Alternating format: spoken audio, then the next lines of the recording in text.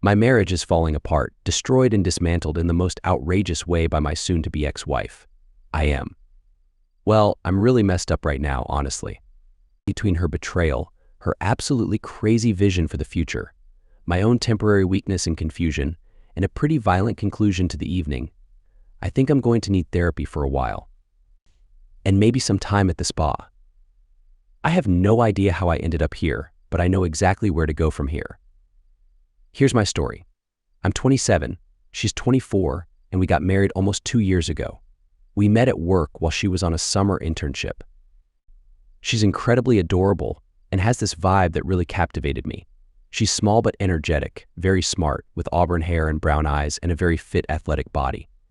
We flirted a bit, went to lunch a few times, nothing too serious, but when her internship ended, I was kind of devastated. I felt like I had found something worth pursuing and then it disappeared. But at the same time, there was this age gap between us because she was still in school. We exchanged contact information, but I figured she had moved on with her life. I guess I made an impact too because she reached out. She called me a week after her internship ended, and we started chatting and texting occasionally, then almost every day, then sending pictures and so on. That spark I felt with her was real, and we encouraged it to grow. We started a long-distance relationship that had me traveling half the state away every weekend to be with her. We were great, everything was perfect. I felt like the center of her world, and I made her the center of mine. She is intense and focused, and she has this way of making you feel special. Her focus is powerful, and it feels amazing to be in it. I wasn't completely blind about the situation. She was in college, and she was fit and attractive and beautiful, and I told her I was worried that I was just a fling for her. She assured me she had found her one true love, and she was good at convincing me. I asked her to marry me, and she said yes. We got married the summer after she graduated. We kept it small and intimate, just our closest family and friends. Heather is very practical and logical and not very romantic, so she didn't want to spend a ton of money on a big wedding. That was fine by me. I was incredibly happy. Life was wonderful. She moved in with me, and her internship turned into a job with my company after she passed the security clearance. We went to human resources to make sure it was okay, and as long as we weren't in the same reporting structure, it was fine. Heather is very social and quickly made friends at the office and at the gym. She's a fitness enthusiast and spends a lot of time exercising. She had her hours shifted so she could come in early and leave early to have more time for her workouts. At first, she would share everything with her friends and activities, always quick to show me a funny joke or a meme. She also enjoyed adult content. She'd show me more explicit pictures and suggest we try new things. We usually did. A little over a year into our marriage, things started to change. She started reading about spiritual topics, meditation, and similar things. I caught her being very invested in her phone many times, always watching videos or reading books about spirituality. I was a little concerned. Heather had always been straightforward and logical. She needed solid evidence to make decisions, and touchy-feely practices were not her thing. She had a degree in data science, so this sudden interest in mysticism was out of character for her. When I asked about it, she dismissed it, saying she was just exploring her spirituality. Apparently, there was a yoga group at the gym and they were really into it, so she wanted to expand her mind. Along with that, her phone behavior became more secretive. We would be sitting on the couch with our phones out, and she would laugh or smirk at something, and when I asked what her friends had said, she would brush it off as nothing. If I tried to look, she would playfully tell me to mind my own business. She became more private about her phone and computer use. She also started spending more time with her friends. Not a lot, but just more. I did some research about what an affair looks like, and in most cases, the cheating spouse becomes distant, the intimacy decreases, and there is a lack of investment in the relationship. I didn't see any of that. In fact, she became even more affectionate. However, I noticed some patterns in her behavior. Whenever I caught her texting inappropriately or being too involved on the phone, there would be an inappropriate innuendo or a suggestion for intimate activities. If I saw her texting late at night, she would distract me with physical intimacy. I won't deny that it worked for a while, but she thought she was fooling me every time she tried to divert my suspicion with intimate acts. I didn't have solid proof, but I had plenty of circumstantial evidence. Her extracurricular activities were changing, her attitude was changing, her phone behavior was changing, and more. However, I couldn't say that she was disengaged from our relationship. If anything, we were even more intimate than before. There was nothing obviously wrong, but I was still worried. The other signs were waving, so I started snooping around. I didn't find anything major on her phone, but she's tech-savvy, so she could have hidden anything effectively. I even picked up her phone one evening when it was charging and snooped around. I didn't find any incriminating pictures or text messages, but I'm not familiar with social media, so maybe I just didn't know where to look. I was on the fence about digging deeper into her life or accepting that I was just being paranoid. Then her new hobby started: obstacle courses. She got interested in these muddy races, like Spartan and Tough Mudder. She had a team from the gym who wanted to participate, so they planned a weekend trip to compete in a big event. She invited me along, and I agreed. I was interested in sharing something new with her and curious about her intentions. Things were still good between us, very good actually, but I had a growing concern that I was missing something. It was actually really cool to watch. The course was full of challenging obstacles, like rope climbs and swings, web towers and balance beams, and a high wall they had to go through or over a lake of mud. I met her team, 2 men named Steve and Tony, and 1 other woman named Jada. I immediately didn't like Tony. He was almost as tall as me, but extremely fit. Well, they were all quite fit. I'm tall at 6 feet and 6 inches, but I'm not athletic. I'm not overweight or out of shape, but these guys were in great shape. Jada brought her husband Kevin, but the other boys didn't bring any spectators, so I hung out with Kevin while they were competing. I tried to talk to him about their group dynamics, but he was absorbed in his phone and didn't seem very willing to engage in conversation. The event went well. They didn't come in last, and they were covered in mud after just a couple of minutes. The 6 of us went out to dinner afterwards, and I did my best not to glare at Tony. And honestly, he didn't give me a reason. They were all friendly and everything seemed genuinely fine. The only odd one out was Kevin because of how distant and uninterested he seemed. But nobody was overly interested in my wife, and she didn't pay any more attention to anyone else. It all seemed completely above board. After dinner and drinks, I gave Heather a nice full-body massage and we made love gently. She was tired and bruised, but still willing. After that, they started going to more events every few weekends. Usually, the courses were a decent drive away, so I didn't go with them. The next event I attended alone, as none of the other team members brought anyone. Again, everything was fine, and I didn't get any weird vibes from them. The only thing that felt strange was me feeling like a fifth wheel.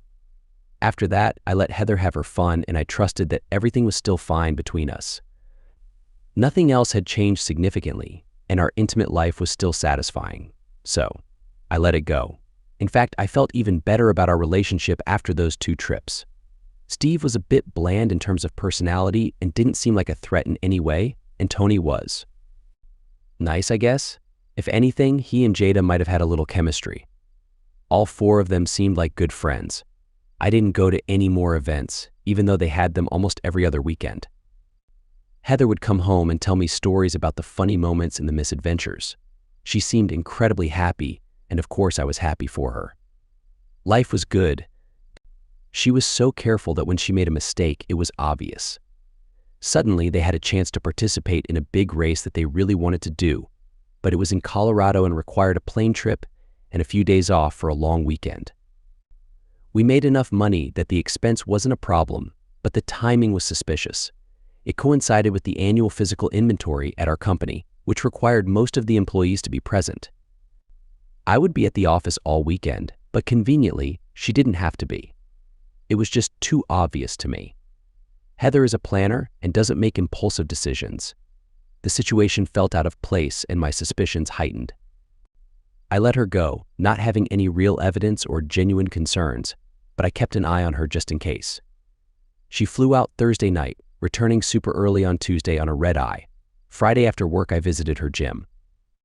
I asked for an application and lingered, slowly filling it out while scanning for her team members. I even scoured the bulletin board, looking for evidence of this sudden new race. Nothing. But eventually I did see Jada.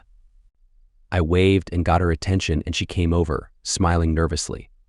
She said hi and stated that she was surprised to see me. that she thought I knew about the big event in Colorado. I asked why she was here, and she said she tweaked her ankle and couldn't go, so they got a stand-in. She was lying, badly, making it up on the fly and stumbling, trying to cover for her friend. I'm not some talented soothsayer, but Jada was a terrible liar. I dug a bit more, and the more she tried to fill in the gaps, the clearer it became that she was full of it. I smiled at her without mirth, dialed up my best serious manner, and asked what was going on. She said she had no idea what I was talking about, but her body language told a very different story. She knew, but she had already chosen a side. I thanked her flatly, obviously not buying her story. I saw fear and guilt in her eyes before I turned and left. I sat in my car and tried not to melt down. So it was true. She was cheating on me. She was half a country away with another person. They'd have 3 days and 4 nights to do. I knew what they'd do. And I couldn't get there and stop it. It had already happened. She'd been there almost a full day already. If there was a line to be crossed and it hadn't been already, then it just happened within the last 24 hours. And I had helped her get there and told her I loved her before I dropped her off at the airport. She said she loved me more, like she always did. I went home and just sat in a chair for a couple of hours, until after dinner time. It would be late afternoon there, 2 hours earlier. I called her. "Hi, honey, how's Colorado High?" "It is amazing. You literally wouldn't believe it, yeah? What wouldn't I believe? Oh, all of it. The vibe out here is just, you wouldn't believe it." I already said that. She giggled and went on. "The course looks incredible. This is a permanent setup, so a lot of the obstacles are really big and involved. I'm going to get a real workout on this one. Yeah, I bet." "That's great. I wish I was there to see you. You'd be bored." Lots of endurance stuff this time, along with the regular stuff you've kind of seen before. Was she being intentionally vague? And what did endurance stuff mean? Endurance stuff, yeah, like a whole marathon session between courses, and we sleep in a tent way out in the boonies, then go at it again in the morning. Which reminds me, I won't have my phone most of Saturday and Sunday. I'll be out of reach. You already are. And don't think I missed the go at it again comment. So you'll be sharing a tent with Jada. I wanted to make her lie to me, but she kept slipping away from it. Not all teams are co-ed like ours. Might be some shuffling required. Another vague deflection. All 4 of you on the team okay with the altitude? Oh, the altitude isn't a problem. You adjust pretty quickly. That was one of the reasons I wanted to come out a day early, to get acclimated. Hey, I need to scoot. Dinner time with the team. I kept mentioning the team to get her to lie to me. Dinner is definitely part of the plan. But I gotta go. Okay, go. Nice to hear your voice. I miss you. You won't miss me for long. I'm only gone a few days. I think you are far too gone already. Still, good luck, and I hope you have a good time. Thanks, Tiger. I will have an amazing time. I know it. Yeah, I bet. Love you, Rocket. Love you more. I didn't sleep that night. I imagined that she didn't either. How? Why? I had no end of questions and no way to get answers. I was a wreck, but I tried to reroute my pity party into action. What do I do next? How do I get proof? She can't be doing anything at the house because I am there more than she is. So I can't just set up cameras. She is the computer whiz and I'm logistics, so I don't have the technical knowledge or access to her devices to snoop that way. Private investigator? Maybe. I decided to try the human angle first. I called Jada on Saturday and asked if we could meet for lunch or dinner. I started out by telling her I knew Heather was being unfaithful, and I didn't blame her for what she told me on Friday, but that it was pretty obviously false. And I didn't blame her for anything else she might have done to facilitate Heather's unfaithfulness. I just wanted to hear the truth. I already knew, so this situation was on, and the only way to make it better was to come clean. She was reluctant, so I suggested she bring along her husband if she was nervous about being alone with me. She told me they were separated, and I said I was sorry to hear that, but if she'd like to bring some other friend to feel more at ease with me, then that would be fine. I had to work on her a little, but she eventually agreed. She brought Tony with her. He saw my face as they approached the booth in the restaurant. "You thought it was me," he said gently after he sat down. Yeah, yes I did. Sorry, Tony." They both had sad looks on their faces. "No worries, brother. You've got a right to be upset right now. That was a hard realization."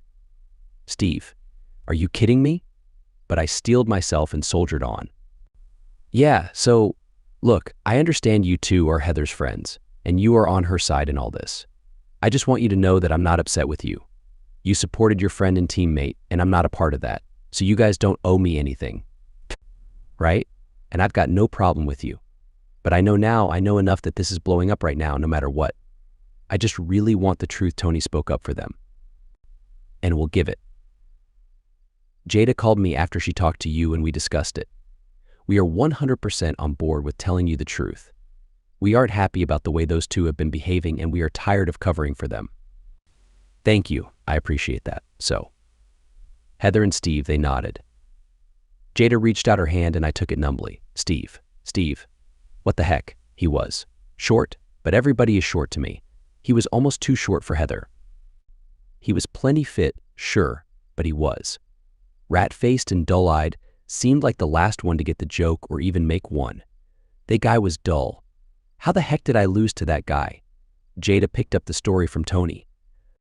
I'm sorry, Noah, I really am. But she's doing you wrong and I can't stand it anymore.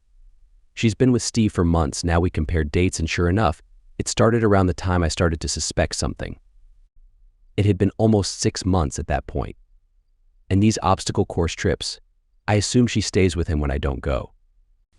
Yeah, me and Kevin split because he thought I was fooling around with Tony. And plenty of other stuff that was already going on. Between us, I mean. But I wasn't messing with Tony at the time. When Heather and Steve take one room, me and Tony are stuck in the other. So I guess we were sleeping together. When we could.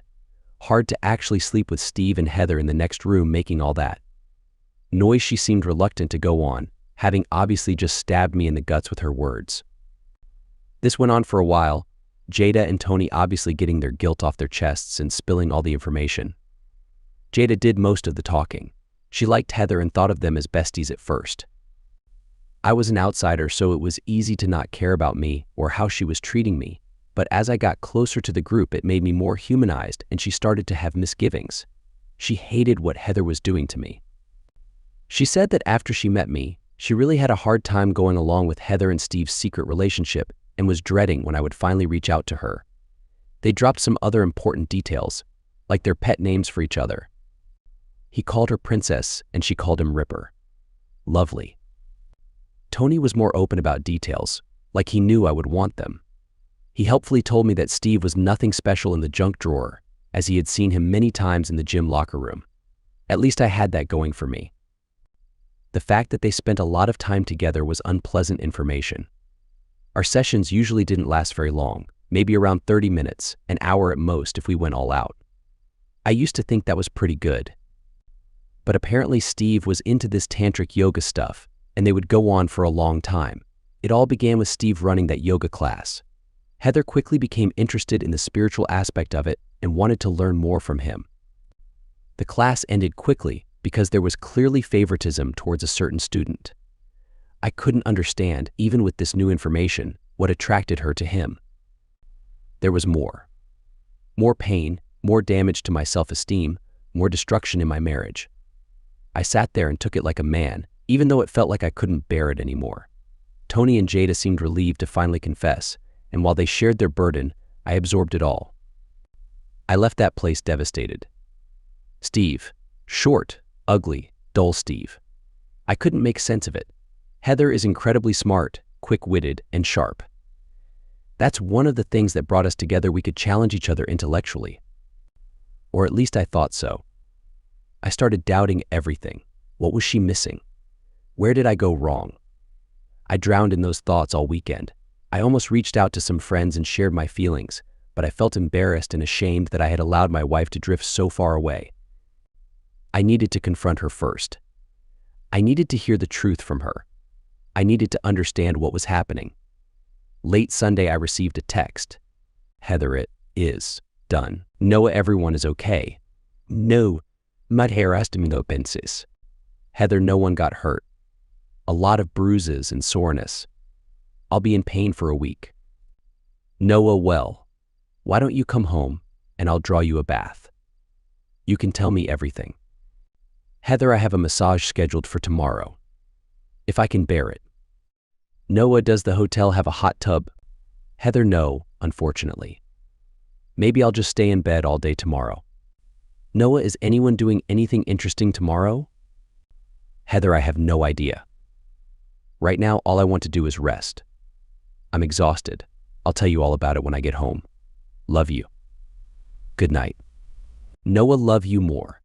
Monday was a blur. I went to work, but my mind was elsewhere. I felt like time froze, and I couldn't focus on anything with this affair hanging over me. My thoughts were scattered, my emotions in disarray.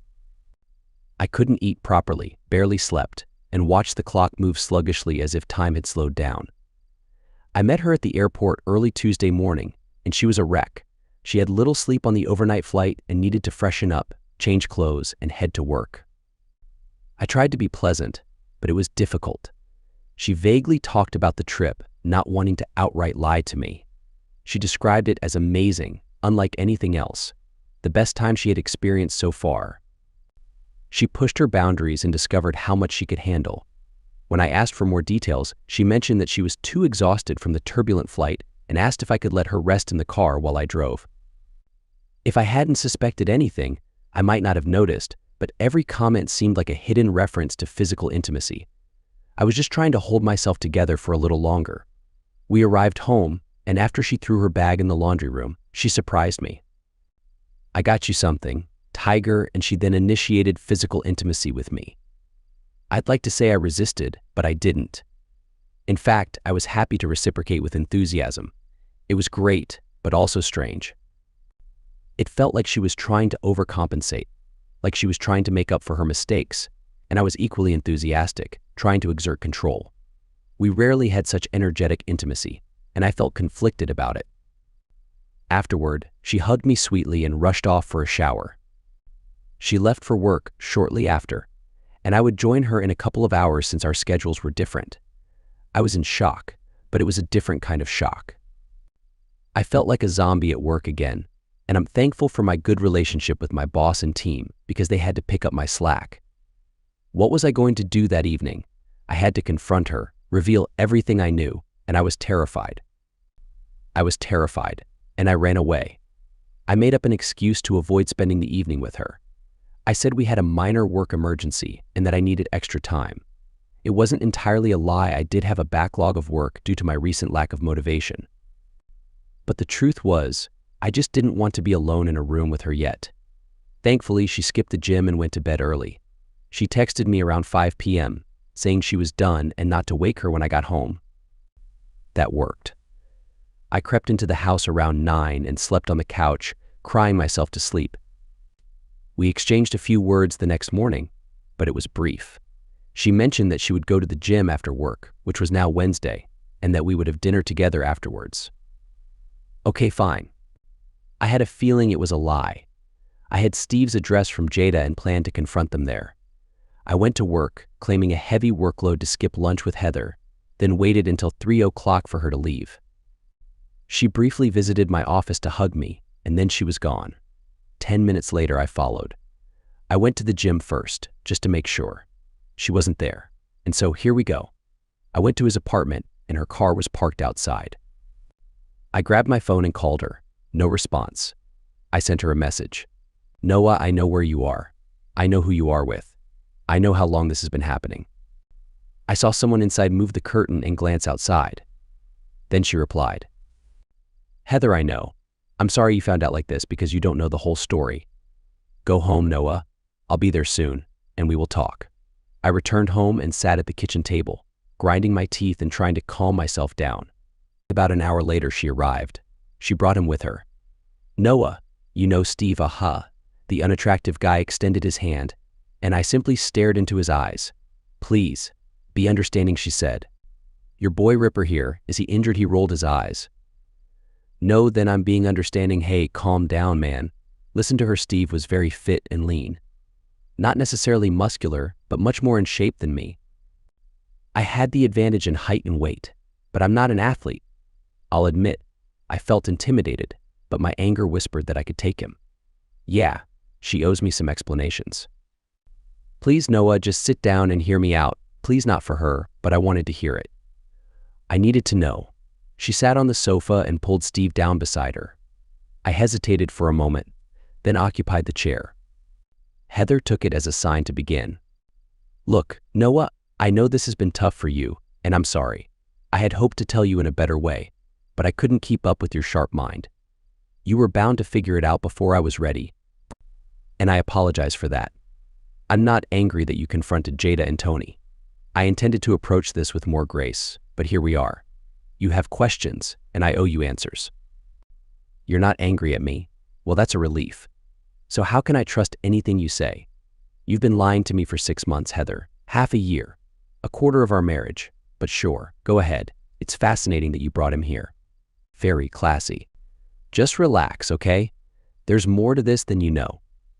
Let me explain. She took a deep breath, glanced at Steve for support, then back at me, and began.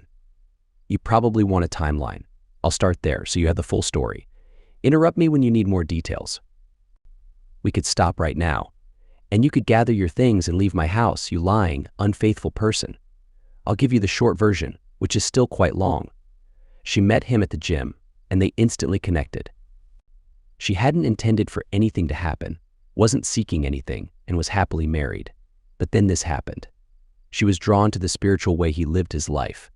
She had questions, and he had plenty of answers. They talked. She learned from him. He became her spiritual mentor, and they formed a deep bond. They quickly realized that there was something more between them. She was cautious at first, but intrigued. Steve felt the same way, and they became infatuated with each other. He respected her marriage, and at first, they didn't go beyond grabbing a drink after the gym. However, the more they talked, the more they felt like they were connecting in ways they hadn't experienced before. They fell in love, and she emphasized that they fell into it unintentionally. Love struck them like lightning, without any effort on their part. It was as if the universe had intended for them to find each other. She wanted to point out that even though she loved Steve, she wasn't falling out of love with me. She cherished every moment we spent together, and her connection with him didn't diminish her feelings for me. She used the analogy of water and air, explaining that she needed both of us in her life equally, or she wouldn't feel complete. She felt guilty about not being completely honest with me, but she tried to minimize the lies as much as possible. When she said she was going to the gym, she did go, but then she would also go to Steve's place. In her mind, these little technicalities made it easier to handle. When they first started their relationship, around 4 months ago, she described it as a truly special experience. It was different from anything she had ever encountered before. Their connection was so strong and intimate, like a form of tantric bliss she never knew existed. They would spend hours together, as if they were connecting with the universe. It was painful for me to hear, but I needed to know the details to fully understand and process the situation. She made a point of assuring me that I was physically bigger than him, knowing that some men obsess over those details. Despite that, it didn't stop her from being intimate with him. It felt bittersweet to hear that I had the advantage physically, but it didn't change the fact that she was with someone else. She explained how she navigated her relationship with me, always finding ways to distract me instead of outright lying. There was one event they attended together that she named Dirt Pounder, although the real Dirt Pounder was the time they spent together in a hotel room. I couldn't believe the term she came up with, and I interrupted her on that point. Hold on. Dirt Pounder is what you called their intimate encounter, she nodded confidently, while Steve blushed and averted his gaze in shame. So, Steve was engaging in that kind of intimate activity with you for hours on end, and you think that because you didn't technically lie to me, I'm supposed to be okay with that? I'm supposed to think she was intimate with another man, but thank goodness she technically didn't lie to me. Yes, exactly. I understand it sounds crazy, but I've done my research. I know that it's the lying and loss of trust that destroys a marriage.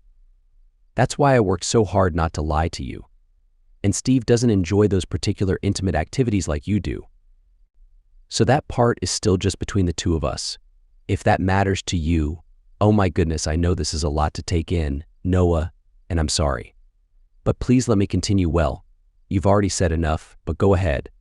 She continued. Their encounters only reaffirmed their compatibility in the depth of their connection. It was frustrating to hear her equate what they had with what she and I had, as if they were so different but somehow equal. It made me furious, but I also started to see something else beneath the surface. It seemed like she was building up to something, and I began to piece it together. Then came Colorado. That's Steve's hometown, and they went there to meet his parents. They even had a small ceremony and were spiritually wedded by a shaman under the stars in Rocky Mountain National Park, surrounded by nature. That happened on Friday night. She was wearing a simple white peasant dress and nothing else, not even sandals. They made love in a tent for 2 days straight, and it was perfect. If I could have, I would have screamed. On Sunday, they returned to a hotel in town where they had a relaxing bath together in the honeymoon suite his parents had paid for. They spent the day just enjoying each other's company until Monday evening when they had to come back. And yes, they were intimate throughout the day. Finally, she caught up to the present moment. She knew she had to tell me, and although she had planned to ease into it, I had found out early and disrupted her plans. So, I guess I should apologize for that. She wanted to bring her relationship with Steve to me as a whole, complete thing. To her, it seemed trashy and crude to bring me just the person she was being intimate with, but bringing me her new husband felt like the honorable thing to do and made it all okay. I know this is a lot, and I know it's not what you expected. It's not what we expected either, but it feels right, Noah. It's right, she said, placing her hand on her heart, as if she believed this was some kind of profound spiritual truth the universe had revealed to her. It's right for me to be with Steve for the rest of my life, just like it's right for me to be with you for the rest of my life. I belong to both of you now, and you two belong to me. We are all connected. Blink. Blink. That's ... I took a deep breath and exhaled. Are you kidding me right now? I've never been happier, she giggled, sounding like a young girl. She was both adorable and awful at the same time. I'm in a room with the two men I love most in the whole world, my husbands, and I am in heaven right now. I can't believe I managed to hold it together for as long as I did. But eventually, inevitably, appropriately, I exploded. I've been in hell for months, Heather. My wife, my goddamn wife, is in another relationship. You've been unfaithful for half a year, and now you want to justify it? You destroyed our marriage. You ruined my life. You completely shattered it. You betrayed me and everything we were.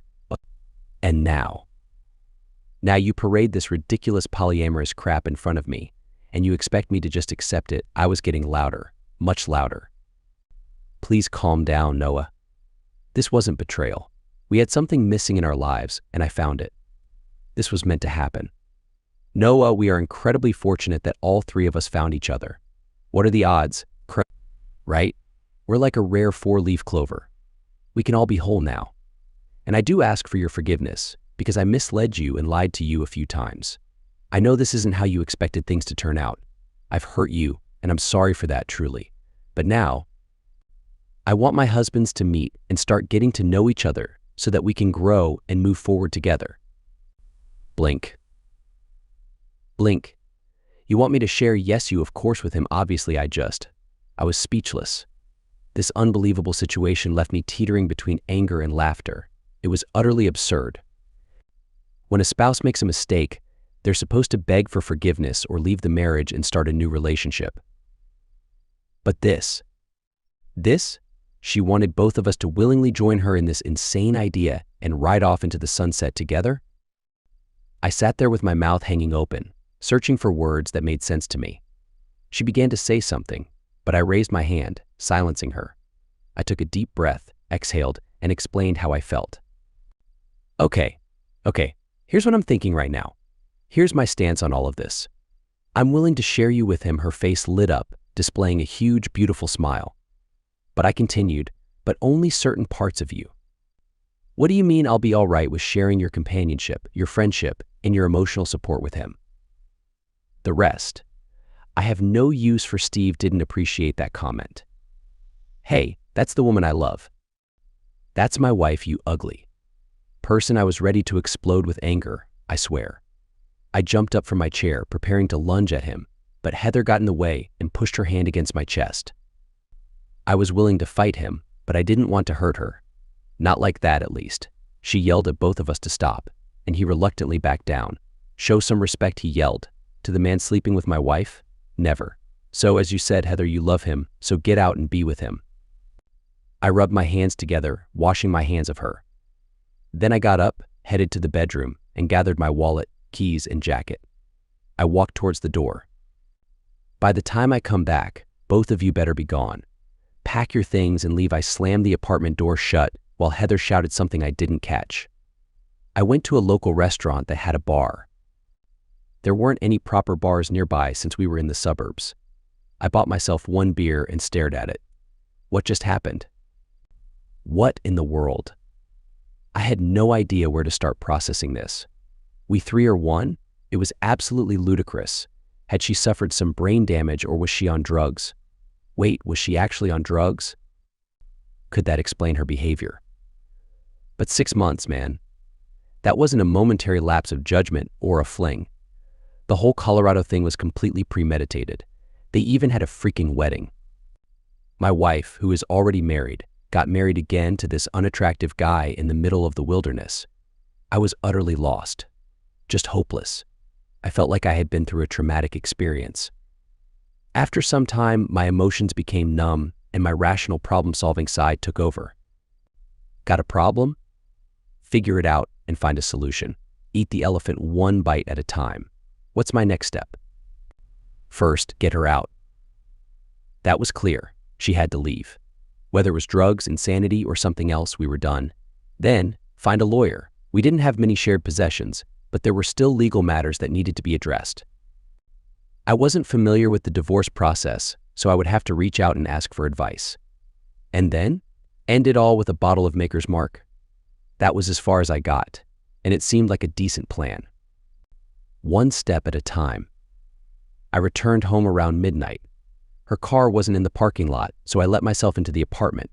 She was still there, sitting at one end of the couch, and her new boyfriend wasn't in sight. "You don't belong here," I said to her. "Yes, I do, and you know it. You still love me, yes, you're right, I still do. But I hate you just the same. Get out." "No, you're hurt. I understand that, but you need to listen to me. I belong to you, and I also belong to him. I didn't ask for this, but it is what it is. We are married, and that's 100% true.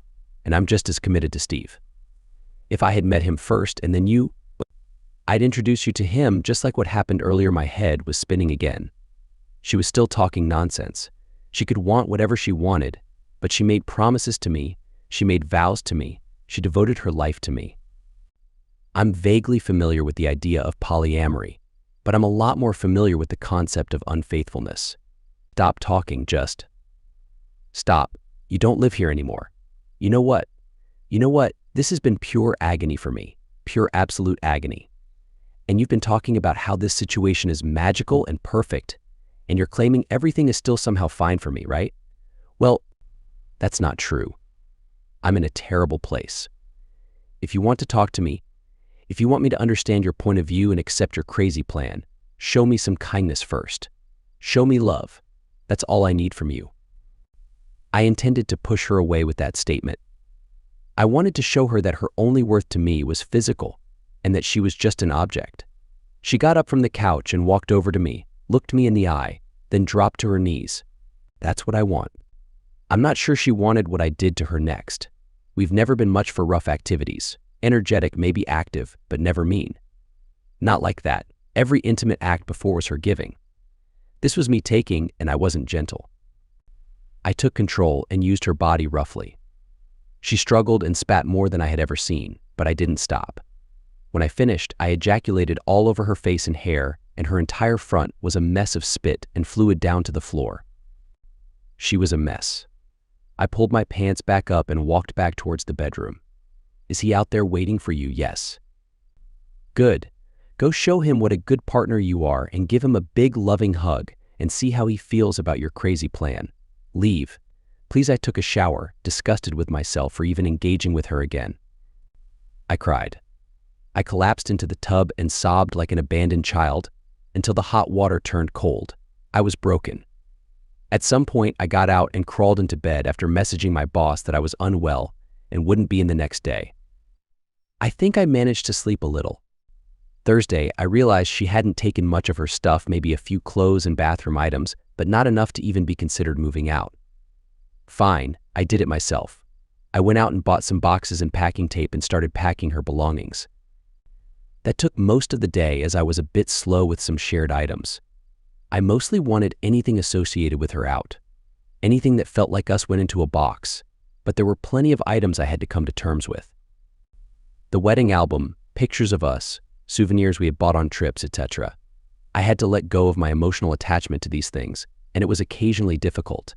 But as I let go of the items connected to our marriage, I was also letting go of the marriage itself. When I finished, I messaged her that her things were ready for pickup. Just let me know when she planned to come so I could be elsewhere. Then I started contacting divorce lawyers. She showed up, unannounced, around 4. I was at the kitchen table on my laptop and just sat there while she entered and placed her work bag on the couch. "You don't read so well these days," I read it. "I just don't accept it. I told you I'm still here. You and I are still here. I'm not moving out, and I don't appreciate you making this big mess I have to clean up." I raised my hands and gestured for her to stop. "Be quiet. I told you last night, if you want to talk to me, you earn it first. I earned it last night. That was last night. If you have something to say to me, earn it." She grumbled at me a bit, set her mouth to an annoyed angle, and then spoke. "Fine," she dropped to her knees. "No. Start making moves seriously. I told you what I'd accept. If you're not okay with that, wife, then leave. I live here. These boxes of your belongings say otherwise. I'm here looking up divorce lawyers, Heather. I don't know what fantasy world you are living in, but you are being intimate with another man. And you still love me. Here, I'll prove it. Come over here and be intimate with me," she said in a passionate, husky voice. Damn that woman, and damn the fact that I was already feeling for her. See, I didn't make love to her. Okay, I think I've earned a civil conversation. Did you understand civil in that, Noah? There's no need for this anger. You still have everything you had before. Didn't I just prove that you proved that your actions still bring me pleasure? And I know I still make you happy. I never stopped providing you with everything you desired in our marriage. I'm still providing you with everything. I live here with you, with my husband. And I also live with Steve. I'll be here sometimes and there sometimes. If you need me, I'm here for you. I'm hoping we can find a bigger place for all 3 of us to live together, and you just assume that I'm willing to go along with this. I do. How is this an inconvenience for you? How do you lose in this situation? You want to be intimate. I'm available. I just proved that. You want my love. It's yours. It's always been yours and always will be. You want my tenderness, my trust, my respect, my admiration. It's all still yours. Now and forever. I love you, Noah. I've never loved you any less, and I never will. You are my husband, and I am fully devoted to that relationship. This is where the difficulty comes in. You're right, it is. And I love Steve. He is different from you, not better or worse, but he fulfills different needs. I'm like a puzzle piece with 2 sides. You completely fit one side, and he completely fits the other. With the both of you, I am complete. And only with the both of you I thought I was complete until all this. You are. You have me.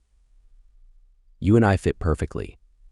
Noah, I need to share this with you because I love you and want to share everything with you forever. You provide me with a logical, rational, let's call it normal side, and I thought that completed me. On so many levels it does. But Steve, he is spiritual, in tune with nature, is a student of life. He's shown me a whole different aspect of life and of myself that I never knew existed. You promised yourself to me, Heather. That was our journey to take, our lessons to learn, you and me, just us embracing whatever life threw at us. That's how it was supposed to be, but you betrayed all of that and went outside our marriage. Do you realize how hurtful you are? I don't appreciate that insult. If you want to talk about being hurtful, how about what you did to me a few minutes ago? Did that seem like how a loving husband and wife act? Fair point. Also, manipulating the truth. Look, I get that this is strange, okay? I get that. But this had to happen. I absolutely fell in love with you and want to spend the rest of my life with you. You felt that with me, right? Well, I also feel that with Steve, without a decrease in love for you. I am completely in love with 2 men, and I can't believe that is a bad thing. I didn't ask for this. I wasn't planning this. It's kind of shocking that this can exist, but it does. It's real, and it's true, and it just is. This is all so easy for you. How am I supposed to touch you when there's another man's presence on you? You've already done it hundreds of times. The first time you ever touched me, did you have some idea that I had never touched another man? Never made love to another man? Never performed intimate acts on another man? So what's the difference? And just last night, you intentionally left your mark on me and sent me back out there to him. Yeah, how did that go? He wasn't thrilled. He's working through this situation too.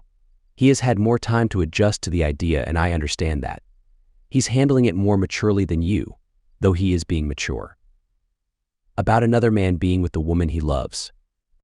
He doesn't see it that way. He understands that you and I make love. I need you to understand that he and I make love too. You think what I just did to you was making love close, but not quite.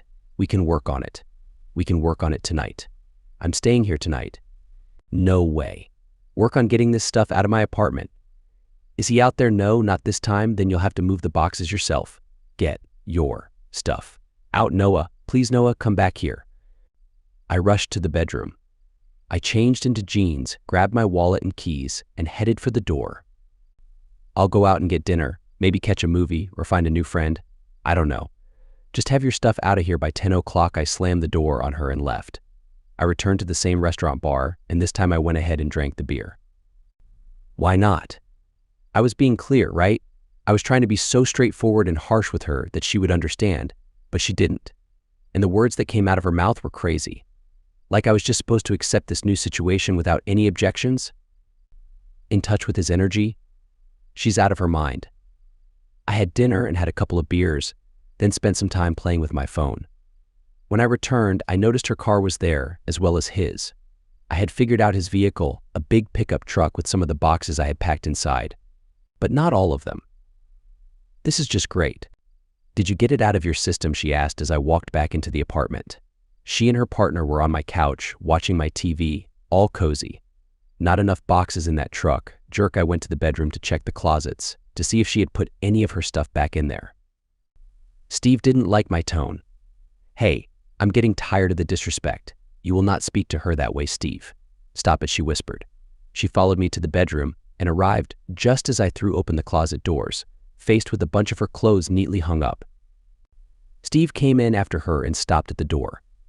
I made it clear. That immoral person is still my wife, and I'll call her whatever I want. Now get out of my bedroom, I charged towards him, and only Heather's intervention prevented a fight. Stop it, both of you. Get back to the living room, she shouted at Steve, pushing him out of the doorway.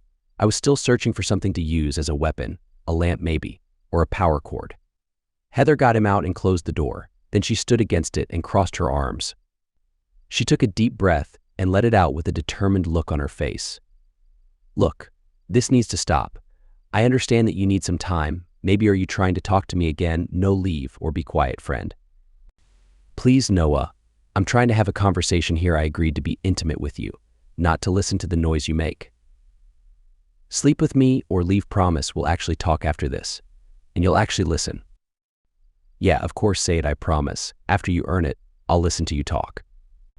And you have to communicate with me too. I won't work on this relationship while you're busy with your phone or taking a nap, whatever you want. Princess, that earned me another frown from her. Let's just get this over with, she said. Steve peeked in when things were getting more passionate and Heather was saying explicit words. I was being rough with her, just to bother him.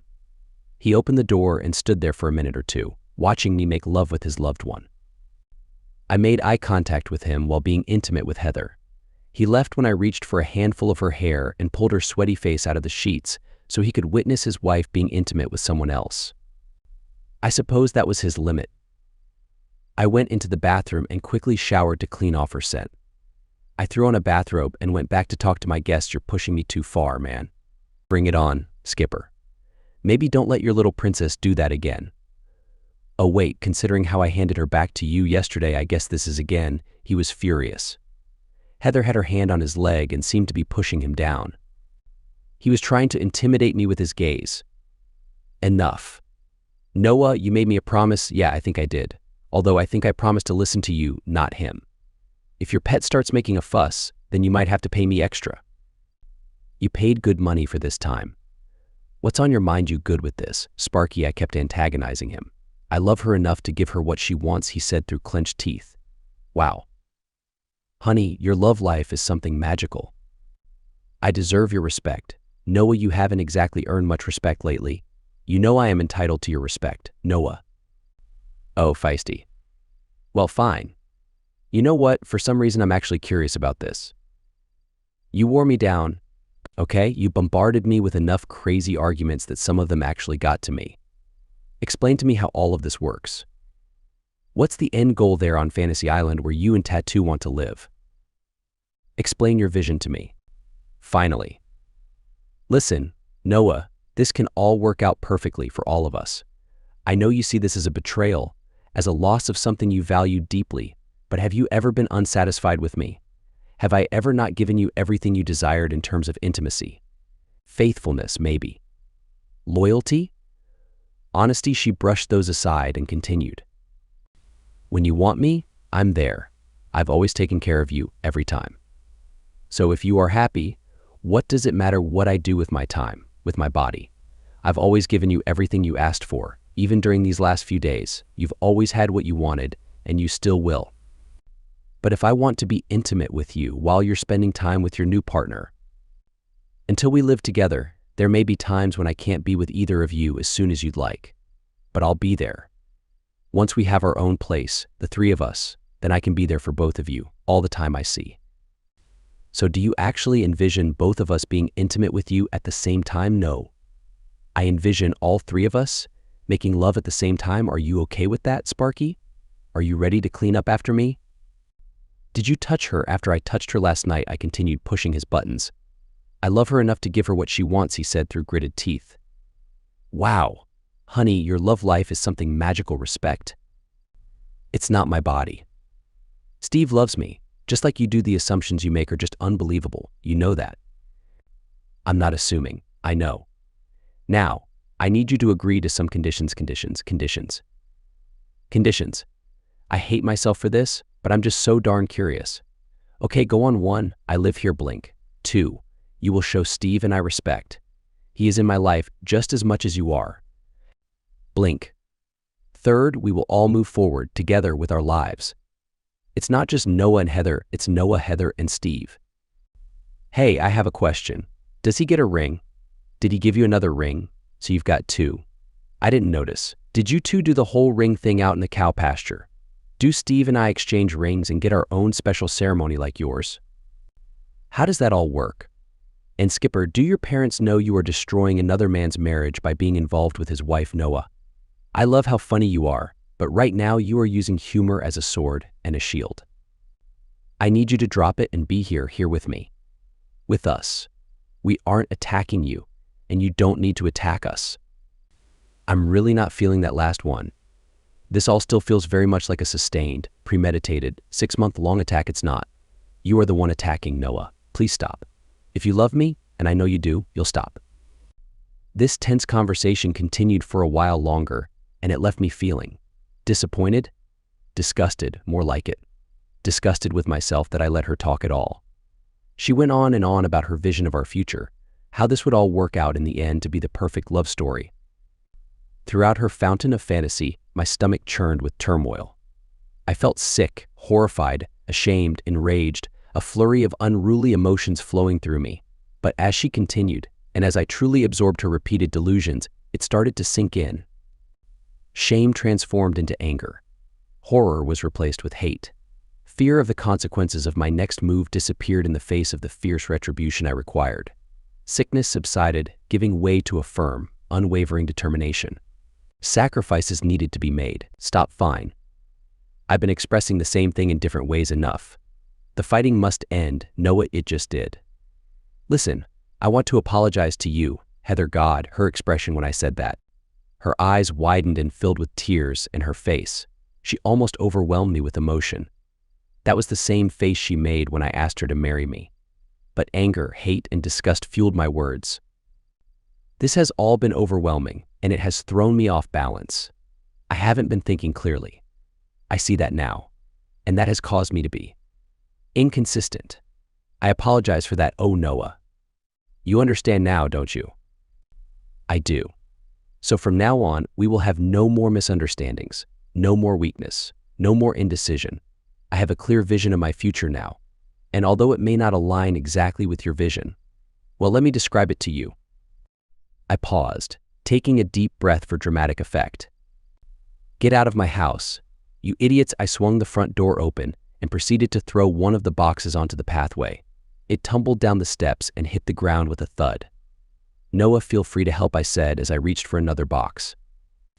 Unfortunately, this one contained mostly clothes and made no loud crashing sound when it landed next to the first one. Maybe the next one would sound better. Dude, stop it, Steve attempted to intervene. Thank goodness. He grabbed the box and tried to wrestle it from my hands. Although he was stronger, I used my size and weight advantage. I sidestepped to the right, trapping him with his back against the doorway, and gave him a hard shove. He stumbled a couple of feet past the doorframe. It was enough. I dropped the box and he took its weight, causing him to lose balance while I slammed the door shut in his face. I quickly locked it with the deadbolt. He started kicking the door forcefully while I frantically pulled out my cell phone. Noah, what the heck? Please be quiet, 911 answered promptly. Hi, there's a guy trying to break into my apartment.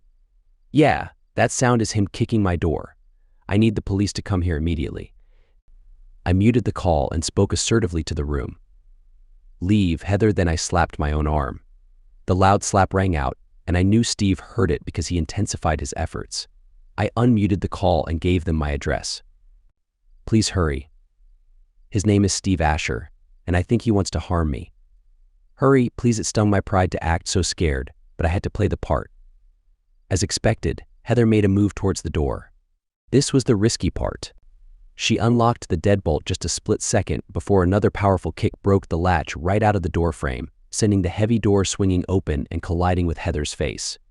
The impact pushed her away from the opening, causing her to fall to the floor. And right behind her came Steve. His eyes filled with rage as he charged at me, oblivious to the fact that he knocked Heather out of the way. I won't deny it, the next few minutes were horrifying. I deliberately let his first punch connect solidly with my face, just below my left eye, without lifting a hand to defend myself. I tried my best to guide where he hit me. The second blow came from his left hand, and I managed to take it on the nose. My face erupted in a fountain of blood, and I won't lie. At that moment, I thought my plan was utterly absurd. Steve cursed at me incessantly as he unleashed his fury. I focused on minimizing the damage I would take. I deflected some of his punches, endured a few body blows, and refrained from retaliating. I began to wonder how long it would take for the police to arrive after my 911 call. I had lost my phone during the scuffle, but as far as I knew, the line was still connected. Heather managed to step in front of Steve, just when he was about to knock her out. He pulled his punch just in time. Stop it, stop it, stop it. Oh my God, stop it, that jerk hit you. I'll hurt him. He glanced at her face and noticed the bruise forming on her cheek from the door impact. He never hit me, Steve. You did. What? No, that can't be. You knocked me down when you kicked in the door. Idiot. Ah, that was satisfying. I was still standing, barely scanning the area for my phone. I desperately hoped that the entire incident had been recorded. Get out of my apartment. Get out. Leave me alone, I shouted. Steve, you need to leave. Look at what you did. I felt like a wreck. My left eye was starting to swell, and my nose was throbbing with pain. The taste of blood lingered in my mouth, and my arms were turning purple from the onslaught of punches. I smiled, knowing he had given me exactly what I wanted. He met my gaze, and I think he realized it too. He turned and ran, heading for the parking lot. Heather came to me, her face filled with concern and care, overwhelmed with worry for her injured husband. Oh my God, are you all right? Both you and your boyfriend just need to leave, okay? Get out. Get out. Leave me alone. I tried to infuse my voice with a pleading, tearful tone, hoping to manipulate her emotions. I'm not sure how successful I was, but it worked. She seemed torn for a moment, unsure which of her true loves needed her more, before finally making a decision. I'll be back with that. She left, following Steve. It took me a few minutes to find my phone, as it had slipped halfway underneath the couch. 911 was still on the line. Sir? Are you all right? Do you need an ambulance? I'll survive. It's possible I have a broken nose. But they left. Did you hear everything they said? I heard. Units are on their way. find a safe place, like a neighbor's apartment or a public area. They are no longer in the apartment, but the door is broken open. I'm going to a neighbor's apartment. I think keep yourself safe. Do you know your attacker? Yes, Steve Asher. I know his address as well. I provided them with the address and stepped out onto my porch. Some neighbors were outside, curious about the commotion. Carla and Jim, an elderly couple living to the south of us, came over and expressed concern. Both Steve and Heather's cars were missing from the parking lot. Around 5 minutes later, a couple of police cars arrived, lights flashing and attracting a larger audience in the parking lot. I recounted the story to the officers, or at least most of it. I explained how my wife brought her boyfriend over, and he harbored a grudge against me. With the damage to my face and the broken door, along with the information they received from the dispatcher, I was clearly the victim. They took my statement and some photos, and shortly after, an ambulance arrived. I allowed them to provide basic first aid but declined a ride to the hospital. They suspected my nose was broken, but it seemed to be the worst of my injuries. The process took some time, but eventually the ambulance and the police left, checking that the deadbolt on the door could still secure the apartment. I slumped in my comfortable chair, letting out a groan. It was late, and exhaustion consumed me. I texted my boss, informing him I wouldn't be coming in on Friday, and then let my head fall back onto the chair as I dozed off. I heard my phone chirp, but being half asleep, I ignored it. Hours later, I woke up and made my way to bed for the remainder of the night, blissfully unaware of the flood of texts on my phone. All of them were from Heather. I smiled, drifting back to sleep. Friday morning, I made some phone calls to lawyers and managed to secure an appointment for the following week. After that, I gathered up the boxes that were still in my living room and took them over to Heather's parents' place, which was about 2 hours away. When Betty and Jim came out of the house, they seemed like they wanted to be mad at me, but their expressions softened when they saw my face. Heather had called them beforehand and filled them in on some details. I told them most of the truth, at least. Jim couldn't face me after I explained about Steve and the wedding in Colorado, and tears welled up in Betty's eyes as she covered her mouth with her hand.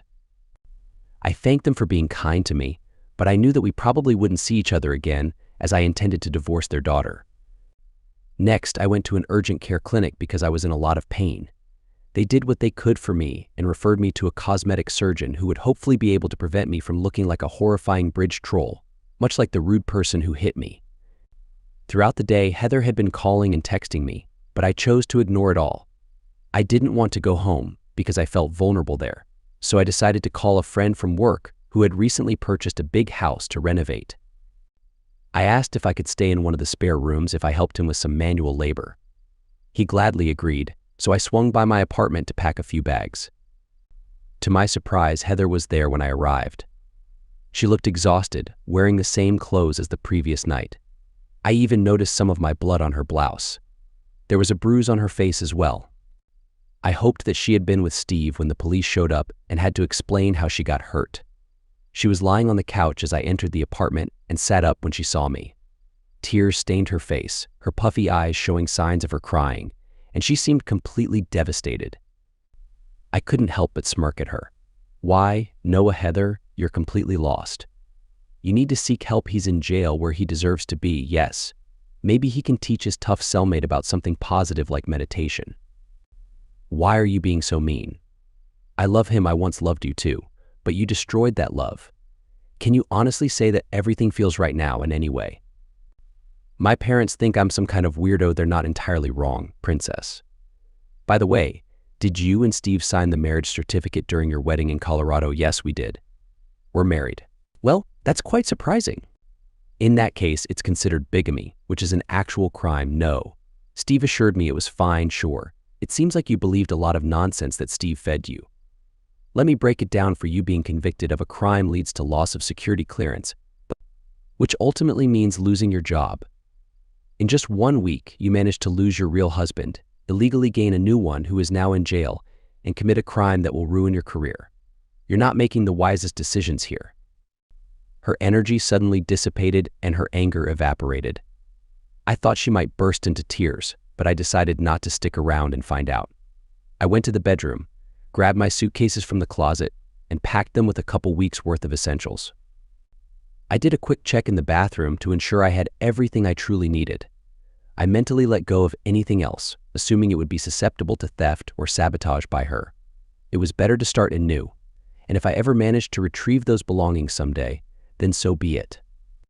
I made my way towards the door, and she was still sitting on the couch, looking defeated, crushed, and utterly devastated. I picked up my work backpack, which contained my laptop and important documents from the kitchen table, and threw it over my shoulder before heading towards the door. I will consult a lawyer next week who will handle all the necessary communication with you. If you have anything you need to say it to the lawyer instead. If you bother me again, I won't hesitate to get a restraining order against you. And keep your dog away from me too. You can't divorce me, Noah. I love you. Her voice was barely a whisper, filled with sadness. You know what?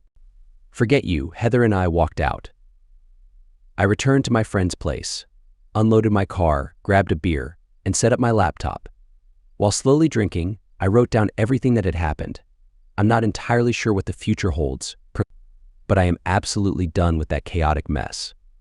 It may take some time and cost a lot of money, but I refuse to waste another moment listening to that insane, unfaithful person. I am fully determined to get a divorce, just as I should have the instant I discovered her infidelity. I admit that I stumbled and struggled, feeling confused and weak for a moment. However, I vow that it won't happen again.